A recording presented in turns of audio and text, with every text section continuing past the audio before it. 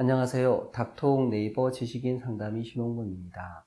이 코골이 수면무호흡증 관련해서 이 코골이 소음 때문에 이제 어려움을 겪고 힘드신 분들이 많고요. 이 코골이 이게 수술하면 되지 않겠냐, 또 수술에 대해서도 들어보시고 또 생각해 보신 분들도 있는데, 또 한편 수술에 대해서 알아보다 보면 재발한다더라, 또 무지 아프다더라, 뭐 이런 얘기, 이제 경험담, 먼저 수술하신 분들의 경험담을 듣고 망설이는 분들도 있고 그렇습니다. 사실입니다. 그래서 이제 아예 그냥 뭐 치료하는 그냥 지내지, 또 부부 사이엔 또 각방 쓰기도 하시고 그런데요.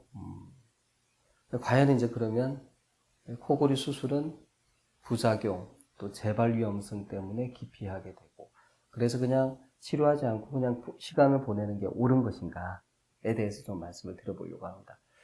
실제 이제 코골이 소리만의 문제가 아니고요. 코골이 소리와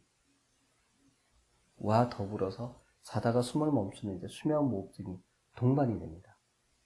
그럼 동반된 수면무호흡증이 혈압을 올리고요. 심장질환, 뇌졸중을 유발하고요. 또 야간 수면의 질을 방해하기 때문에 낮에 졸립니다. 교통사고 위험이 높아지고요.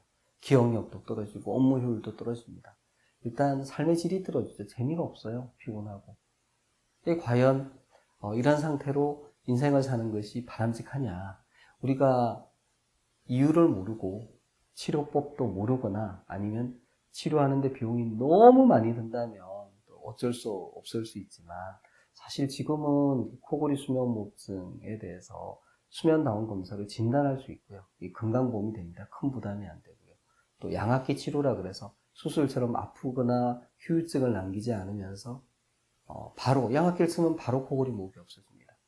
즉각적으로 효과를 확인할 수 있는, 또 한 번 하다가 마음에 안 들면 그만둘 수 있는 가역적이죠. 그런 이제 치료가 있습니다. 양압기 치료가 있고요.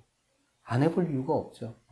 저는 이제 양압기 치료가 모든 분한테 다 잘 맞을 거라고 생각하지 않습니다. 실제로 시도해 보시다가 실패하시는 분도 있고, 너무 잘 맞아서 지속적으로 쓰시고 다른 분들한테 권해주시는 분들도 있습니다. 나한테 이 양압기 치료가 잘 맞을지 잘 안 맞을지 해보기 전에는 모르죠. 그래서 한번 해보시는 게 어떨까. 옛날에 비해서 이 문턱이 많이 낮아졌어요. 옛날에는 이게 수면 검사도 한 70만 원, 검사 비용만 해도 상당히 부담이 되죠. 또 양압기를 구매하는데 한 250만 원, 큰 금액이잖아요. 그래서 시험삼아 한번 해보기는 좀 어려웠습니다. 근데 이제는 안 그렇습니다.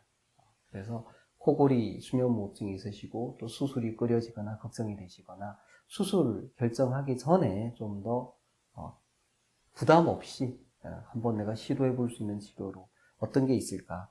저는 양압기 치료가 좋은 대안이라고 생각합니다. 이상입니다.